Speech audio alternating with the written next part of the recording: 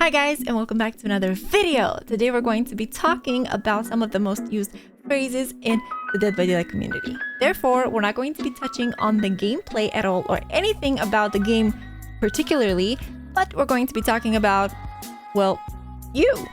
So, grab a seat, get some drinks, make sure that you are subscribed and you have the bell activated, and enjoy the show. I think one of the most used words, or even phrases if you will, is the word tunnel/tunneling. This word has been used so much and thrown around so much in the community that it has lost its meaning. People right now are laughing at it. Every single time someone's mentioning, oh, I got tunneled. Oh, this killer's tunneling. It's like the boy that cried wolf. Nobody believes you anymore. Like, what are you even defining as tunneling? When do we accuse the killer of tunneling? Did you really get tunneled, or did you find yourself in the way of the killer way too many times, or did you put yourself in their path unnecessarily? God knows what it is. Point being, tunneling is only acceptable to call it out only in the moment when the killer doesn't see anyone, doesn't chase anyone, doesn't injure anyone, but hooks you and you alone until you're dead 3 times and you're out. So for example, if you're going to be hooked and the killer is trying to stay around your hook, and after you got unhooked, it goes back on you, no matter the efforts of your teammates taking hits or getting downed, the moment everybody is downed and the killer continues to chase you, that's when you call it a tunnel. Another example, if you have been hooked and then you've been rescued, you've been healed, the killer in the meantime maybe hooked someone else or chased someone else, and then somehow they found you again and they chase you, injure, down you, hook you again, that also is not tunneling. Tunneling is supposed to only apply when the killer makes absolutely no exception, but goes for you and you alone, sees no one, cares about no one, and that's it. There is absolutely in no shape or form tunneling if the killer chases you, kills you, and hooks you when the gates are powered or open. What do you expect the killer to do in that situation? They can't just drop chase. To be fair, they're gonna have to apply pressure in that situation. So we can't talk about, oh, this guy is camping, oh, this guy is slugging, oh, this guy is tunneling. All of these 3 scenarios are gone in endgame. It doesn't matter. What are you expecting the killer to do? Just run across the map so it makes it fair? No. The killer is supposed to put a lot of pressure in endgame, especially around gates, with them being powered or open. Another word that has been overused and thrown around in the community that has lost its meaning is the word toxic. Nowadays, we are defining everything that we are not okay with toxic. Just because something happened that you're not okay with doesn't make it automatically toxic, generally available. It doesn't work like that. So toxic could be someone holding a game hostage, or somebody maybe slugging unnecessarily at the beginning of the game. Something like that. Or maybe a teammate, instead of unhooking you, they just spam the unhook ability over and over and over and over again, but they don't ever go through with the unhooking. That's something that's toxic. Things that are not toxic: accidental sandbags, killers killing you. I can't believe I have to say this. And so on. People saying GGZ at the end and stuff like that are just childish things, and I don't think they fall under the toxic category. So I don't even think that they're worth mentioning. Moving on. Another thing that I've heard thrown around so much that I don't even continue listening, someone that uses it in a sentence, is, oh, X or this is OP. God, sure, it may be more on the stronger side, but there's nothing that's absolutely like overpowered. It's nothing that's like overkill in the sense that its base get made like this. Sure, every power and every action can be enhanced by totems, But I don't think that there's anything that I have seen base kit being like too OP. There have been instances when maybe killers started a little bit stronger, or some perks were like a bit too strong. For example, if you guys remember the old Undying, where you had to cleanse 5 totems and the 5th one being Undying. It's just, yeah, annoying, sure. Inconvenient, absolutely. Infuriating, yes, absolutely. But I don't think that there's anything, at least in this point in the game, absolutely OP. Everything has a downside and an upside. Everything has something that's working for it. Everything has some sort of balance into how it works, whether it be perks or characters or add-ons.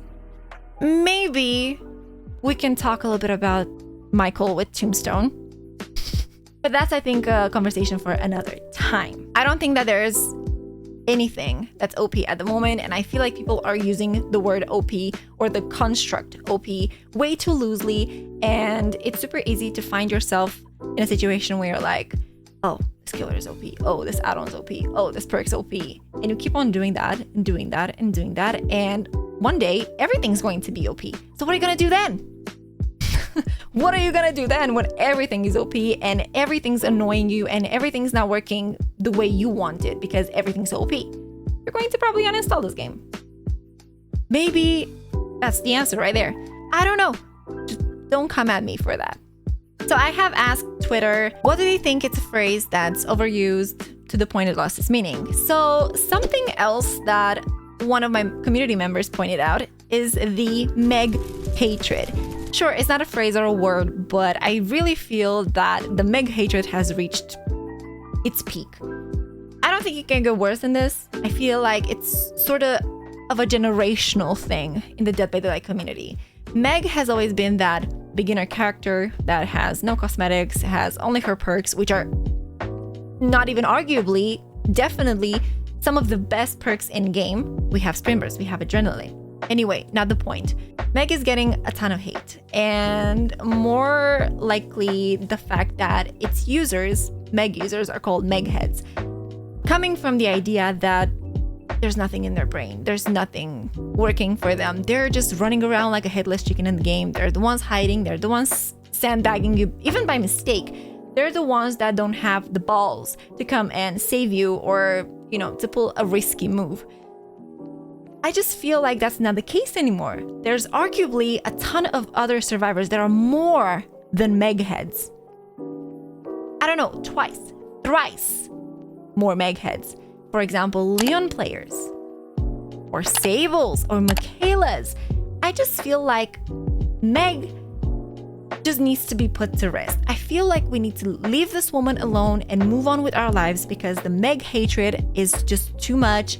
It's displaced. It's not even funny. It's like that one joke that you keep on saying at every single party, and everybody, the moment you start saying it, they recognize it and they're like, oh my God, this guy again. Like, you know what I'm saying? It's just one of those things that it lost its meaning. It lost its zhuzh. We need to move on from that. It's time for us to move on. Now, this is one of the things that killers tend to say more often than survivors. And that is the phrase bully squad. Nowadays, killers are quickly accusing survivors of survivor friends, Discord, VC, bullying, just after getting a flashlight save or getting a sabo. Just one of these actions.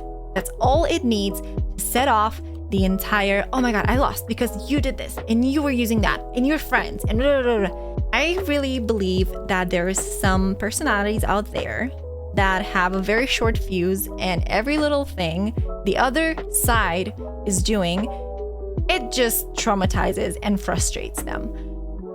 I personally don't think that bully squads are necessarily an issue unless everybody's coordinated and well adjusted, and they chain flashlight you and they have flashbangs and they lurk around to try and catch you in an offside, or they're trying to take 1,000 hits and get sabo and break out at, you know what I'm saying? A chain reaction like that just absolutely destroys every single situation or every single strat that you may have. Something like that I would call a bully squad. Absolutely. You can't do anything. You can't move left or right. They're going to be there and they're going to be annoying as hell. But getting one flashlight save, or maybe getting one Sabo save, that does not deem that the survivors you're going against are a bully squad. And on the same tone, gen rushing. Let me tell you, gen rushing has not been a thing for centuries. Okay, I may be a bit dramatic there. A couple of years. Ever since the generator progress time has been increased. Now it takes 90 seconds to repair a generator. Brand new parts are not a thing anymore. All right? Back in my day, so you can see how old I am, a brand new part had 3 skill checks. And if you managed to hit all 3 of them successfully, you would repair an entire generator with just one brand new part. Instantly. Sure, everybody packing up a brand new part, everybody coordinating, going on separate gens. That, my friends, would have been gen rushing. Maybe someone has Prove Thyself, and someone else has Hyper Focus, and someone has Deja Vu.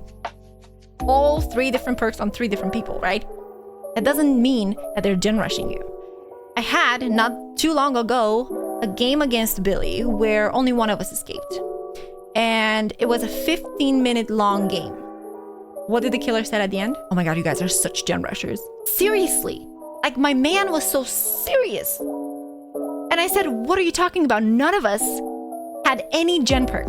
Not one of us. I remember at the time I was running Sabo builds. Like, I had Breakout, Alex Toolbox, the whole meal deal. But absolutely none of us had anything to do with generators. Not even a gen toolbox. Do you understand me? If you're trying to repair a generator with a Sabo toolbox, you're just going to waste your toolbox. And if you're trying to Sabo with a gen toolbox, again, same thing. You're probably going to get it, but it's going to cost you a ton of charges and at least a health state. So again, gen rushing is not a thing anymore. Same as infinites. Infinites don't exist anymore. It's just a thing of the past. Our grandparents are talking about them. Ever since they have introduced breakable walls and the entity blocking windows vaults after a survivor has used them more than 3 times, infinites have been gone. Maybe you created an infinite by refusing to break a pallet. That, my friend, does not mean that there's an infinite right there. Anyway, if you recognize yourself in using any of these phrases or words, make sure that you tell me. Leave a comment down below. Like this video, especially if you recognize yourself. And yeah, don't forget to hit the subscribe button. It's really, really appreciated. Thank you so much, guys, for watching. I cannot wait to see what you guys are guilty of saying over and over and over again until it doesn't mean anything at all. Thank you so much, guys, for watching. I appreciate you, and I'll see you in my next one.